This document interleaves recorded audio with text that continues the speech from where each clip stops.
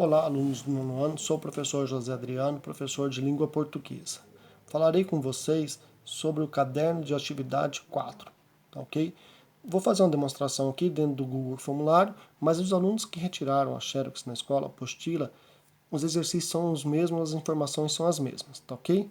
Dentro do Google Formulário, para aqueles alunos que vão preencher pela internet, aqui vocês vão colocar o e-mail de vocês. Aqui vocês colocarão o nome completo e com muita atenção vocês vão indicar a série em que vocês estão matriculados, ok? Vamos às questões. Questão número 1.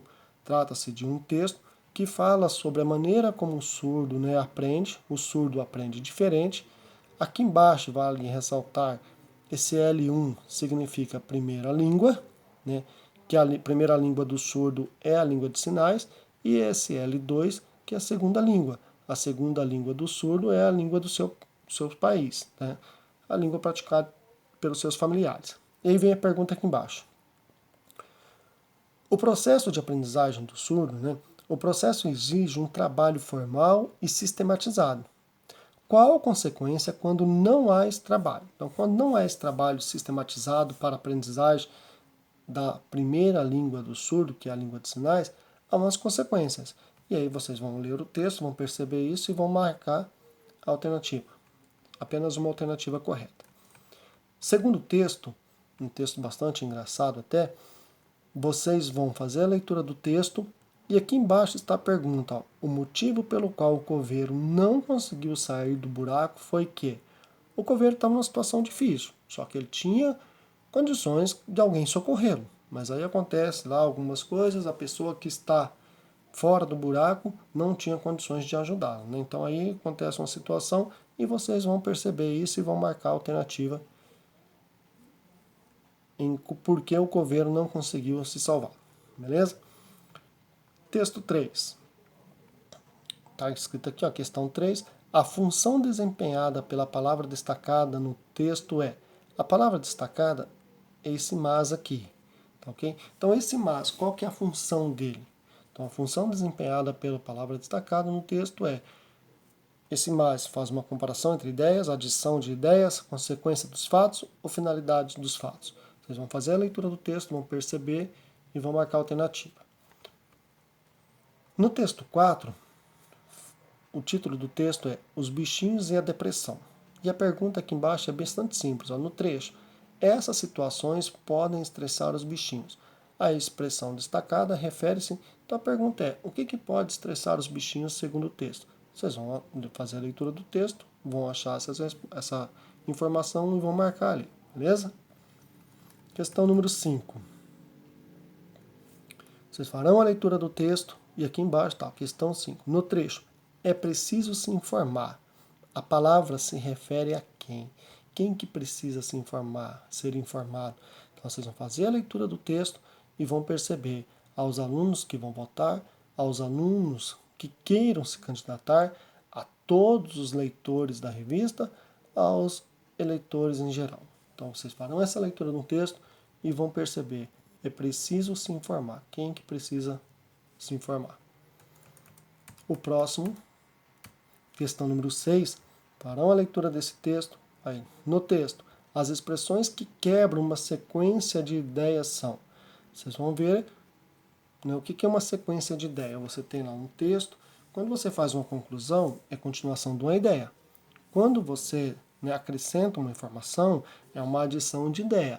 Agora, para quebrar essa ideia, tem que haver aqui uma oposição. Então você está no raciocínio, está numa ideia, aí você vai mudar aquela ideia, vai fazer uma oposição. Então quais são as palavras que indicam essa oposição? Beleza?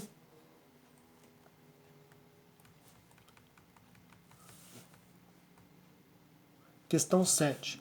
O texto acima tem a intenção de provocar risos. É um texto humorístico. O que torna o texto engraçado? Vocês vão fazer a leitura do texto, vão perceber e vão apenas anotar uma questão também. Beleza? Questão número 8. Olha só, essa palavra joia aqui, ela provoca uma ambiguidade no texto. O que é ambiguidade? Duplo sentido. E por conta dessa palavrinha joia, a gente vai ter essa ambiguidade, esse duplo sentido, e esse duplo sentido vai causar o efeito de humor. E aí vocês vão responder lá, o que causa o efeito de humor? Lógico que não tem a palavra joia aqui, mas vocês vão fazer a leitura do texto, vão fazer esse entendimento e vão conseguir chegar à resposta. Apenas uma alternativa também é correta. Questão 9.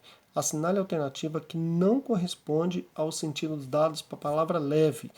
Observem que não, negação, não corresponde aos sentidos dados à palavra leve no anúncio. Então, qual a alternativa que não corresponde? Fazendo a leitura do texto, vocês vão estar percebendo e vão marcar a alternativa que não corresponde. Questão número 10. A passagem do texto, não, olha só, essa passagem lá no texto, vocês vão achar essa passagem lá. Não é ninguém, é o padeiro. Empregada pelo personagem revela o quê? Quando ele fala, não é ninguém, é o padeiro, vocês vão fazer a leitura do texto, vão perceber isso. Então isso, ó, empregada pelo personagem, vamos lá. A passagem do texto, não é ninguém, é o padeiro. Empregada pelo personagem revela o quê? Inferioridade, aceitação, superioridade, desprezo. Fazendo a leitura do texto, vocês estarão percebendo essa situação e vão marcar apenas uma alternativa. Questão 11. A parte do texto, aqui, ó, a parte do texto que mostra opinião é, então, qual parte do texto retirada aqui que mostra que há uma opinião do escritor? Gente, existe o que é fato. Fato aconteceu.